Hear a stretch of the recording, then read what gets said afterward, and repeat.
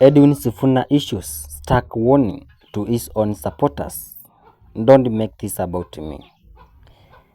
In the fast moving currents of Kenyan politics, where personalities often eclipse policies, a new wave of grassroots support has emerged for Nairobi Senator and ODM Secretary General Edwin Sifuna.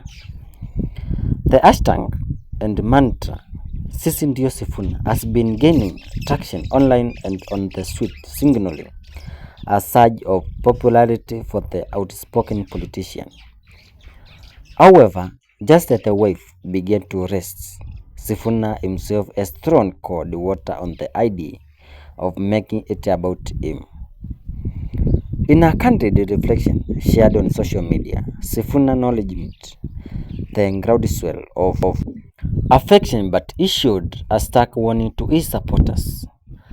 I have felt the love and support, but I pray they don't make it about me. He stated, adding a humbling caveat that stands in stark contrast to the issue of political bravado. We are deeply flawed beings. This self-deprecating admission comes at a time when many Kenyans are disillusioned with the political class, often accused of insatiable egos and a lack of self-awareness.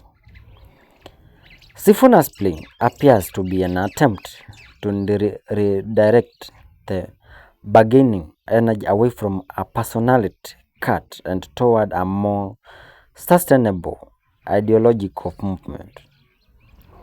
While appreciating the sentiment behind Sisi Ndio Sisi Sifuna, the ODM Secretary General used the moment to pivot the conversation toward the bigger picture. He urged the Kenyan youth, the demographic most associated with the wave, to remain actively engaged in the political process. For Sifuna, the goal is not to build pedestal for himself, but to create a critical mass of Kenyans.